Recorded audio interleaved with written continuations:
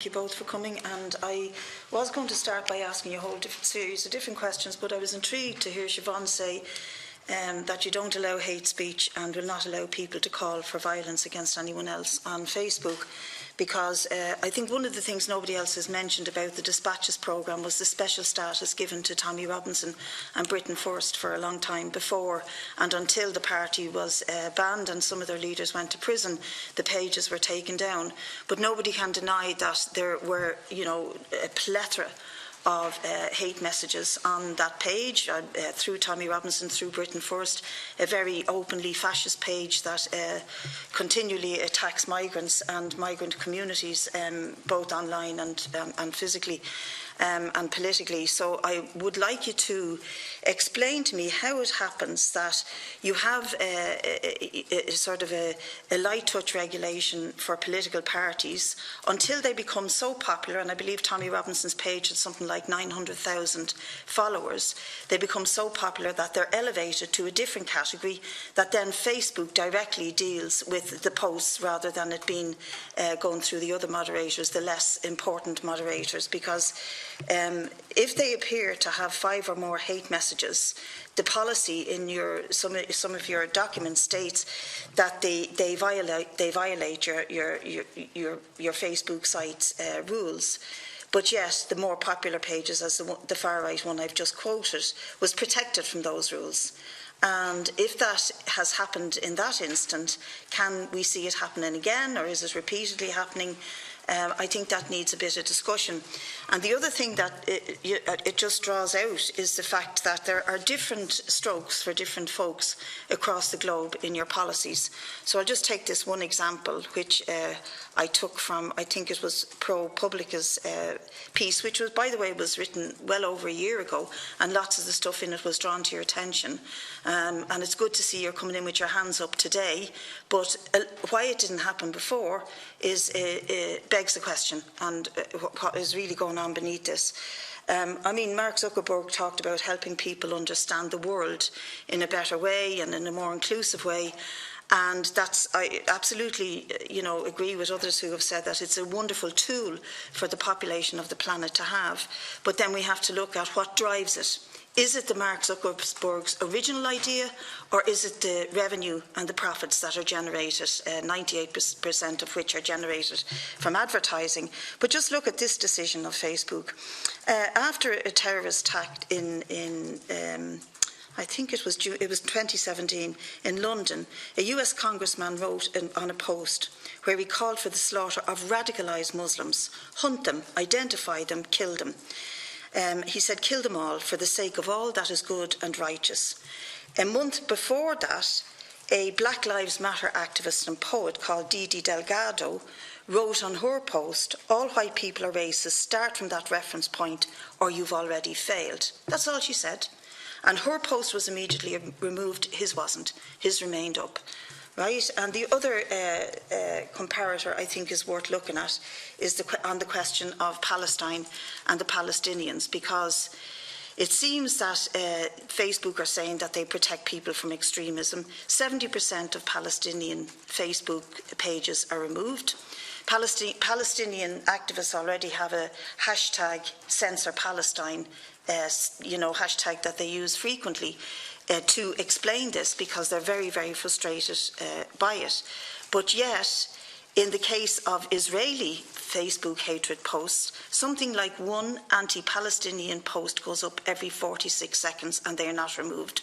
Has that anything to do with the fact that in September last year there was an official meeting between Facebook and the Israeli government, who basically warned, we're banning you out of the country unless you do something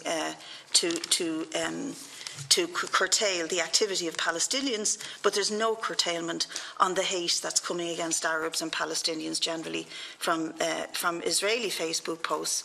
And I think that this would show us that it appears to favour, the policies appear to favour the powerful and the elite over those who are oppressed.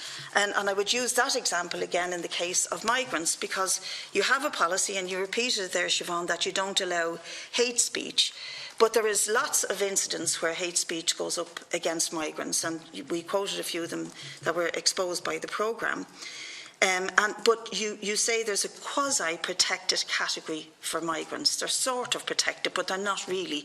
So, for example, you protect calls against for violence and dehumanisation in general, but you would, in one document, allow migrants to be referred to as filthy, but not to be called filth, because you distinguish between the noun when it is used in a Facebook post. But that doesn't really deal with the fact that you are looking at one of the most vulnerable groups of people on the planet, and we know that by what's happened to migrants over the last years, drowned in the Mediterranean, being held behind barbed wire, etc., and that you have this quasi-category for protection of migrants. So there are a few questions I'd like to ask you about that whole business of how you monitor stuff. But just, it's not unrelated, but just to go back to the whole question of the training.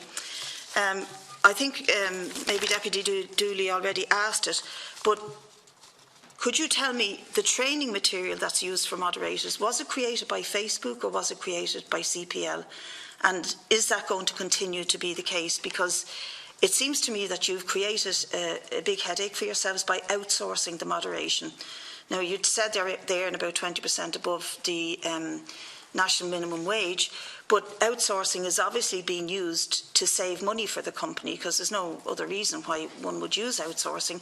Otherwise, you would directly employ the moderators and make yourselves directly accountable for the moderation, rather than it being, oh, CPL made all the mistakes. And if that is the case, then I think this committee should have CPL in to question them and how they do their business, because you seem to be referring about stuff you didn't know, that didn't happen, and they changed the criteria for training. That's a real problem. And if Facebook aren't directly responsible, in other words, if they didn't outsource the moderation, then this may not have happened, and that maybe you should reconsider the whole question of outsourcing. And as I said, these concerns have been raised before. But there's just one or two questions on your submission to us. You say in it, ongoing training will now continue on twice-weekly sessions to be delivered by content policy experts from Siobhan's team. So obviously that hasn't happened before, but it's going to happen now. And that's just a question to you. Has that never happened before? What sort of ongoing training have you had for moderators, if this is a new type of training or review that you're having? All content reviewers will continue to receive regular coaching sessions, updated training on our policies as they evolve. Has that not happened before? And can you please explain how, all of a sudden these wonderful ways of monitoring things have dawned on you? And we will also continue to deploy spot testing at our review centres. How often do you spot test? And in your opinion, is there enough consideration given to spot testing, and why is it, now all of a sudden we have to increase it? The other question I would like to ask you about the moderators is the questions that I think were already asked by Deputy Ryan on how they're paid, because there's reports of moderators in the Philippines, for example, being paid $350 per month, $15 an hour in the United States. I know you speak for Dublin, but nevertheless, the company is based in Dublin. It pays its taxes through Dublin. It gets off, in my opinion, scot-free from paying a huge amount of taxes to the Globe on the basis that it has the advantage of being based in Dublin. So last year, its total revenue was 40 billion, and 98% of that was from advertising. And it's very difficult, when you look at those figures, to believe the statement that the company is not driven by financial interests. That's a huge amount of revenue from advertising, and it can become like a contagion. Geez, we're making loads of money out of this. We'll keep going this way because this is what delivers, rather than the original Mark Zuckerberg statement about helping people to understand the world around them.